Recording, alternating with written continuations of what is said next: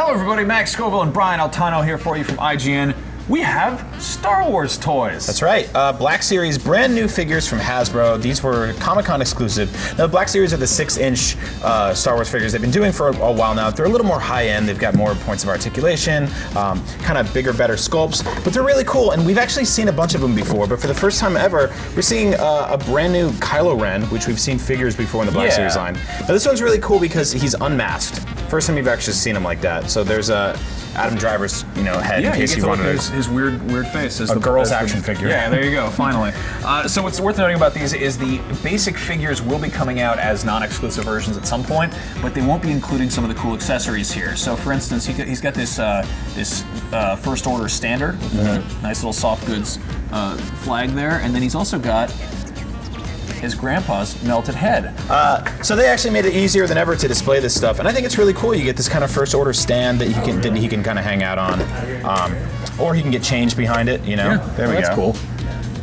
Pop that flag out. Cool. So there you go. You get this nice little. Maybe you want to put this on your desk and be a Sith Lord. He's got 2 lightsabers. One is sort of out, and one's in, or what's the technical term for that? Unsheathed.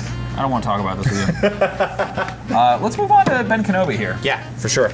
Okay, so Ben's really awesome. This is definitely the most expensive one. These are all about like a $10 price difference. I think that Junor was 20 or 25, and then Kylo was 35, and I think that Ben was 45, and that's because he comes with his coffee table, which lights up and talks, and will play the entire speech from Princess Leia, which is pretty cool. It's actually the whole movie in there. Yeah, he's got both Anakin / Luke's lightsaber and his own personal lightsaber. He's got a soft goods robe over his sort of regular underrobes. The most confusing thing about this is there's this mysterious drawer, which comes with instructions and then like a small display stand. I don't really know what that's for. I don't know. We don't know what it's for. That's odd. What is pretty cool though is that it might be for the box actually. We can totally display it like this. Here, let's see. Does that work? Nope. That's weird. All right. Oh, I get it. Hold on. Wait.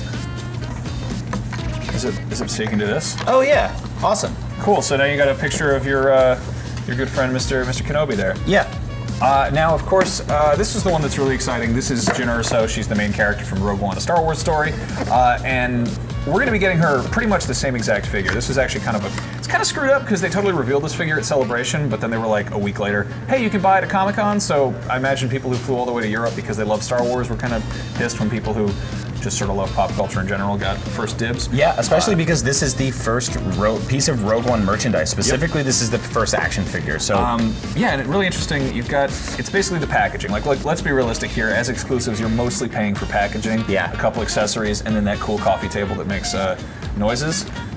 This is really kind of odd. It's got this thing that pops out of the back here. You get this little envelope that comes out. It feels like you're presenting an award, but it's just these arbitrary cards that have pictures of the action figure you just bought. It's like really beautiful posed shots of the action figure, which is like... I think it would have been really cool if they had photos of actual Junor from the movie, Yeah. So anyway, let's open these guys up and take a look at the actual toys. Sure. You want to grab some scissors?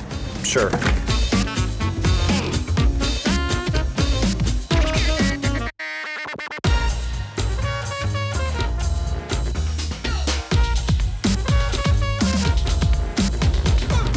So here they are out of the box. I gotta say, there's some sort of basic minor problems here. This is, obviously this is Ben in his living room from the famous scene where he's like, your father's lightsaber. Unfortunately, they didn't give him like soft goods skirts, I guess. So if you're trying to do a diorama where Luke and Ben are sitting there and he's just like, hey, check out this lightsaber, he can't actually sit down, which seems like kind of a missed opportunity. That said, this is a really nice figure. I like that he can put his own lightsaber on his belt there. And of course, that's really cool that lights up. Please, Carrie Fisher, shut up, stop. I like that a lot because they've never really done anything like that with the Black Series specifically.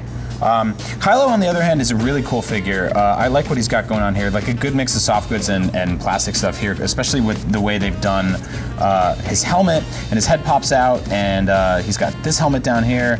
This back here is super cool. I wish they did like stuff like this for almost every figure. Just cool little backdrops. And then what about Jyn down there? Jyn's pretty cool. I actually really like this figure. She's got this removable kind of headscarf. Her gun goes in the holster.